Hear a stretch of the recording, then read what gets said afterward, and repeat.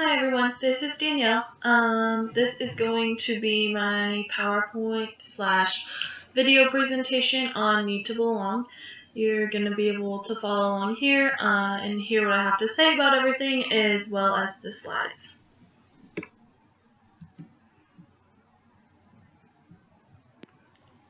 So I'm going to first start off with talking about the actual Need to Belong theory.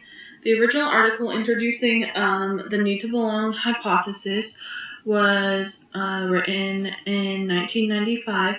This was specifically a hypothesis in terms of human motivation and behavior. This idea that people are motivated and want to form and maintain personal and interpersonal connections wasn't new in 1995. It was quoted by John Doan in 1975 that no person is an island. In psychology, the need for interpersonal contact had already been asserted in several ways by Freud. Maslow also ranked love and belongingness needs in the middle of his hierarchy, and Bowlby also talked about attachment theories before that, which, pose some sort of need for love and belonging, relationships with others in terms of human development. But this specific article that was posted by Leary and Baumeister wanted to look at the existing research along with new research that looked deeper into human interpersonal behavior and more in particular actual belongingness. So people's want/need to fit into certain groups, to have significant interpersonal relationships, and then also that the relationships must be stable and enduring to help someone's welfare.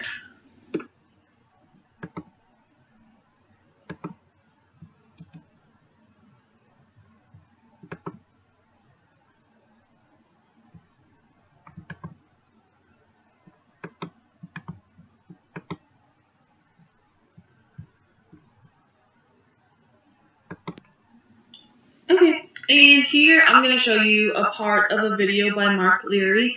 It's about Need to Belong. He, again, was one of the authors on the first article/hypothesis published on the Need to Belong theory. So here I did post the link to the whole video. We're just going to watch about the first 3 minutes. But if you want to watch the whole video, when you go back and look at the PowerPoint, you're more than welcome to. It's on there. It's about 12 minutes. But I just found this video interesting because, like I said, he was one of the authors on the actual article itself when it came out the first time. So he has some good insight, actually, about the theory and kind of just more about what it looks like.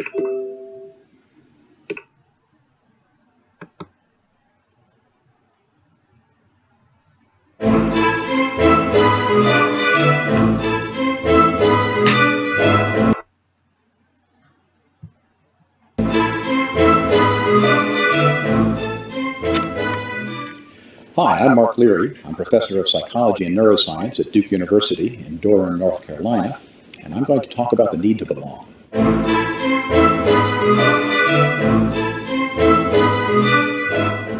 Of all of the papers that I've published, the one that's gotten the most attention was an article I did with Roy Baumeister. It's published in 1995 on the need to belong.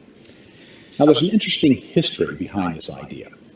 If you would have read a social psychology textbook at any time before the mid-1990s, and you went looking for the motives that lie behind human social behavior, you would find information about cognitive dissonance theory, saying that there's a motive to maintain consonance among your own thoughts. You would have found work on achievement motivation, perhaps, on power motivation, that people want to influence and control other people, on perhaps affiliation motivation, that people like to interact with others.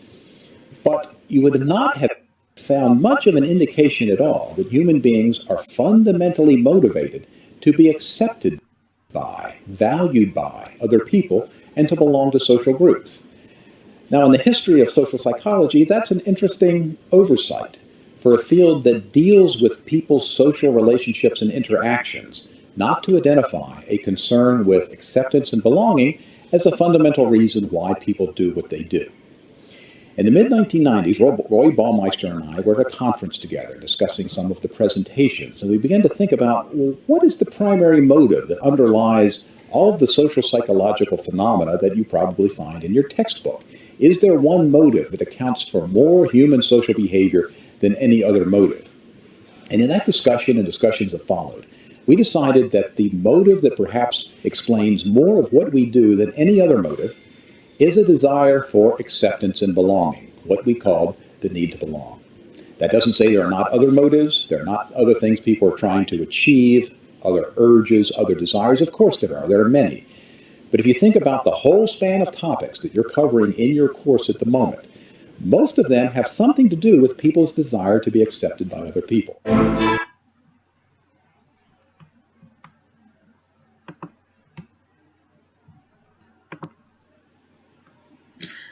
The article that I posted for y'all to read was about kind of one of the consequences, if you will say, of a possible long-term effect that has been seen / an association between not having like interpersonal connections and with substance abuse and risky sexual behavior, which we'll talk a little bit more about on this next slide.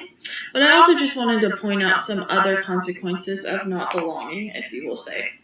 Research has found that those who go extended periods of time is without feeling that belongingness within a group, having those trusted relationships, just building any sort of forms of trust within their life has been found to have negative overall effects on health.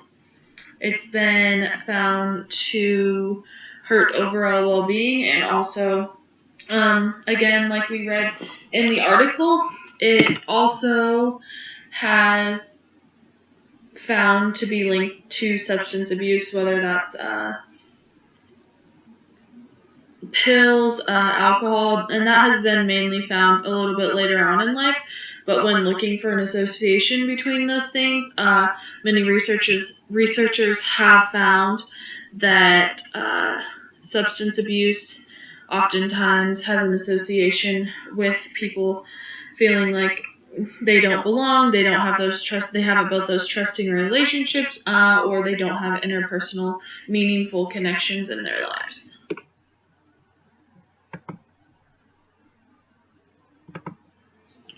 Okay, so talking just a little bit about the article I posted to OneDrive, which was the history of abuse and risky sex among substance users, the role of rejection sensitivity, and the need to belong. So this article was basically looking at substance abuse and risky sexual behavior, and it wanted to see if there was some sort of association that could be linked to these. So these researchers were specifically looking at interpersonal connection and or basically the need to belong.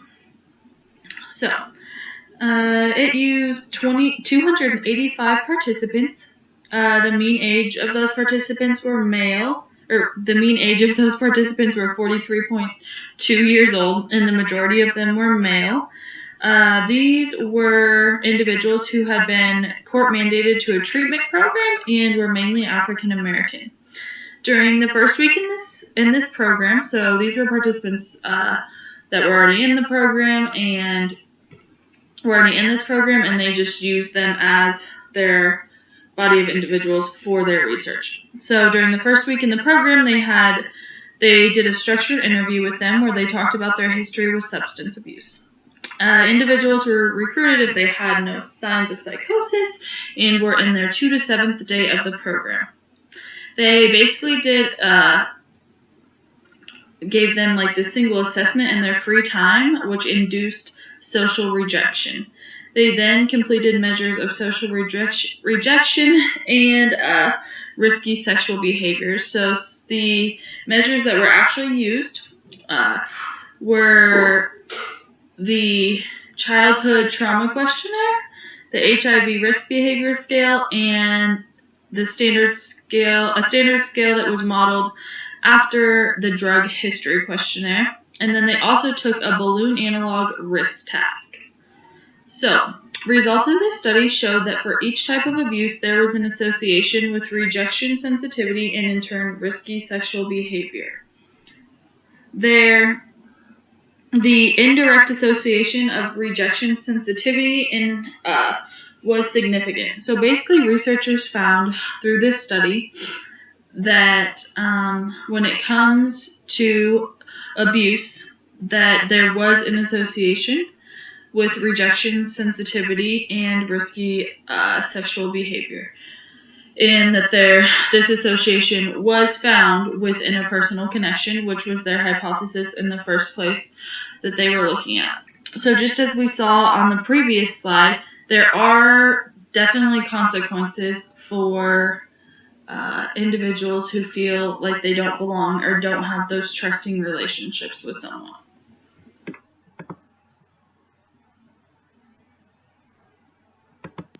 And here I just wanted to go ahead and point out to you that there is a need to belong scale that has been used. It's a 10-item scale, and it's based on Likert, so that means that the questions are, the answers, choices are 1 through 5, going from negative to positive. There's no neutral answer in there. It measures individuals' desires or motivation to be accepted by others and avoid being shunned. I do have attached here the need to belong scale, just an example of it. It's on a PDF. So I will go ahead and click on that. Let's see if this is going to work right.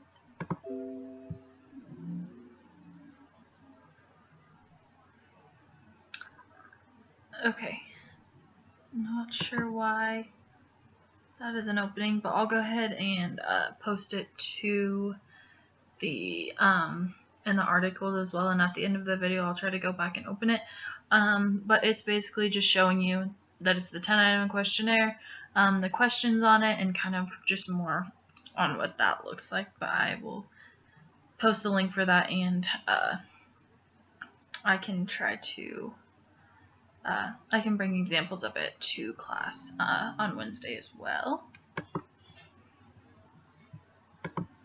So we've talked a little bit about the need to belong theory, why it's so important for people to have those trusting relationships with individuals, and also just feel like they belong to a group, they fit in somewhere.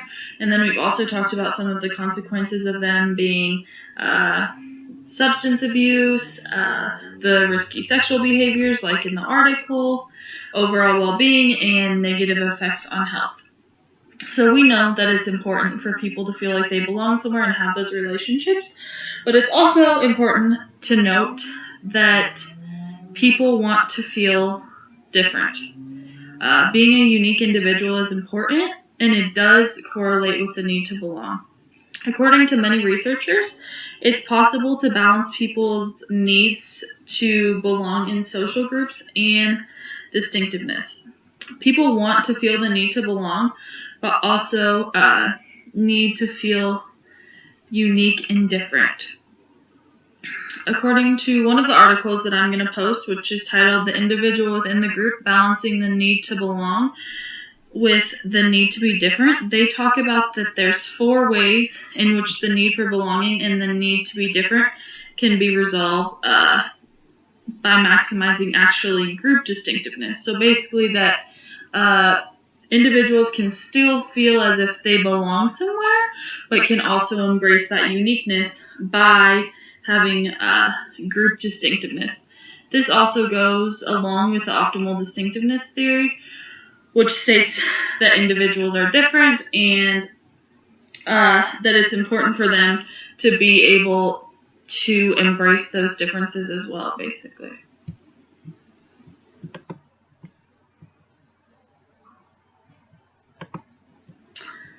Next, I'm just going to touch on some implications of all of this.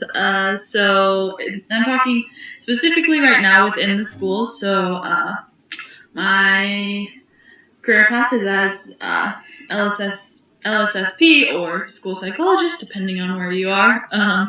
But I just kind of wanted to look at, how is belongingness, the need to belong, forming those important relationships going to affect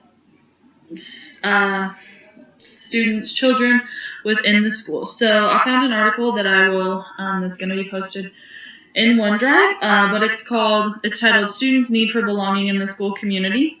This was posted by Karen F. Osterman, and it was kind of just talks about if a sense of community and a feeling of belongingness is important in the school community. So it poses 3 main questions. Is this experience of belongingness important in an educational setting? Do students currently experience school as a community? And how do schools influence students' sense of community? So the article, just to sum it up a little bit, looks at this framework and has that individuals have these needs and the satisfaction of these needs, and if they're being met, and if it has an effect on behavior within the schools. It found the findings did suggest that students experiencing acceptance influences multiple dimensions of their behavior. So I thought that was kind of interesting to know. As a school psychologist, one of the things we're going to be dealing with a lot is behavior, in particular, for lack of a better term, bad behavior. And so that's really interesting to know, just another lens, if you will, when you're thinking about behavior, looking at behavior, thinking about what might be going on with this child, whether you're doing an FBA, a behavior or a behavior intervention plan, to look at these students, how they feel within the school, if they feel accepted, if they feel like they belong, if they have good relationships with their peers, with teachers, even with a certain adult in the school, that could be something that's super important, and that could be a reason for maybe that they, are acting out in school or aren't participating, just little things like that. Some other things, before that, the article also looks at how we know that this is important, but schools often adopt organizational practices that neglect this, and the students may actually not experience membership in a supportive community within schools. So I think as a school climate, a lot of times in your school psychology, we're talking about some sort of systems change, which and not even just school psychology, but as within school psychology for this purpose, we're talking about system changes. So that may be something that when, for those of us who are going into school psychology, even those who aren't, system changes are all over. But to look at that and say, okay, is this school one? Is this classroom one that provides an opportunity for students to feel accepted and, have a sense of belonging in the school community? And if not, is that something that should change so that it's going to help out students overall? The article specifically looked at behavior. I also looked into it a little bit more, found that this also can affect academic performance with students. and then just social emotional skills and health. So really something that's pretty important within the schools and something that's important to be mindful of, that students need to feel like they belong in the school community and have those relationships in order to set them up to be successful.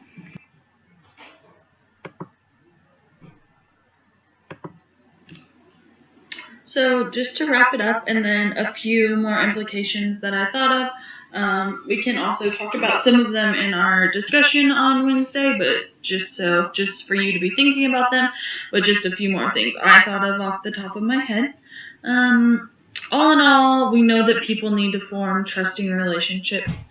People want not only to have those relationships, but oftentimes to be involved in groups, to identify with other people. But we also know that people need to be able to feel unique. And based on some of the research that we talked about and that I looked at, we also know that it is possible for individuals to be able to have those trusting relationships, the need to belong, and then also to be unique within different distinctiveness areas within specific groups. So individuals can fit in to different groups that are unique to those groups of people, not just a group as a whole, which kind of covers the need to belong and the need to be unique all in at one time. Without forming trusting relationships, individuals are at risk to struggle with substance abuse, engage in more risk-taking behaviors, have negative health outcomes, and a poor overall well-being. So some further implications that I found, or that I kind of thought about, we already talked about the school system. It's important for children especially to feel like they belong somewhere in school, to have those relationships not only with their peers, but with their teachers and other adults within that school. It helps them be more successful. It helps them just in so many different ways. Another one that I thought of was within the criminal justice system. So if we know that without forming those trusting relationships, individuals are more likely, for example, to struggle with substance abuse or risk-taking behaviors, I think that definitely says something. I don't know exactly. Someone else might be able to answer this. I don't know exactly how that how that would look, but I think it's important to know that, okay, these people are taking, they're in trouble for these behaviors that they've been a part of, but there might be a reason. There might be things that we can do, ways we can get them involved in the community, which I know partially is already done, but I think it could be important to look at, but get them involved, just so they feel like they have those relationships, have those groups that they get to be a part of. And then when it comes to, the time when those individuals are trying to, get better from that, better themselves, not get back to that place again, that there's those opportunities for them. And then I also was just thinking about, we see this in social media all the time. We have Facebook. There's groups on Facebook. We have Instagram. We have Twitter. We have LinkedIn. We have everything. And I know a lot of those people may say that they have some sort of point, for instance, LinkedIn. But we want to be a part of things. We want people to see our lives. We want to be a part of something. And those newer trends allow people to do that. It would be interesting to see if there's what the difference is between those. Like if someone's, involved on social media per se, like that they're involved in groups, they, are able to have that sense of belongingness online, if it is the actual same as having those interpersonal relationships in human form. That would be something kind of interesting to see. We'll talk a little bit more about these, and if you guys have any ideas or comments on that when we have our discussion in class on Wednesday.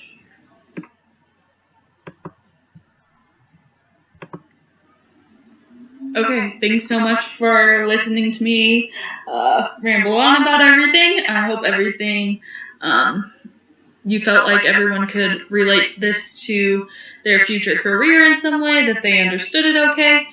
This last page is just my references, but if y'all have any questions, feel free to jot them down so we can kind of talk about them in our discussion. I'd be more than happy to hopefully go into some more detail about anything that y'all may have questions about, and that we can kind of just break this down a little bit more, find some more implications. I would love to look more into that and just answer anything that may still kind of be looming. So thanks for watching.